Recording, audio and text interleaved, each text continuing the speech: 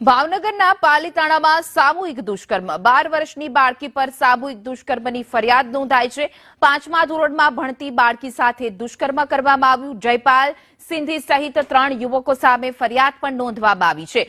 29 ડિસેમ્બરે દુષ્કર્મ થયાની ફરિયાદ નોંધાઈ। ઘટનાને લઈ ટાઉન પોલીસે તપાસ હાથ ધરી છે। પાલીતાણાની આ ઘટના કે જ્યાં 12 વર્ષની બાળકી પર સામૂહિક દુષ્કર્મ કરવામાં આવ્યું જેની ફરિયાદ પણ નોંધવામાં આવી છે। જો કે હજુ આરોપી પકડાયા નથી। જયપાલ સિંધી સહિત 3 આરોપી સામે ફરિયાદ નોંધવામાં આવી છે।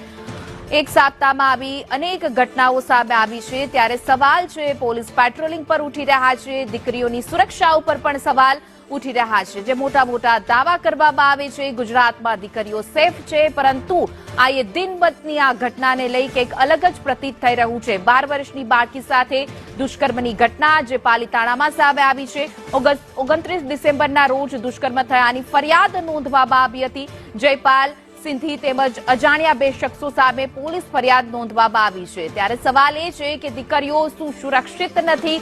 ગુજરાતમાં મોટા મોટા દાવા કરવામાં આવે છે કે દીકરીઓ ગુજરાતમાં સેફ છે પરંતુ અહીંયા કંઈક અલગ જ પ્રતીત થઈ રહ્યું છે કારણ કે એક સપ્તાહમાં જે રીતે દુષ્કર્મની ઘટનાઓ વધી છે તેને લઈને સવાલ અનેક ઉઠી રહ્યા છે।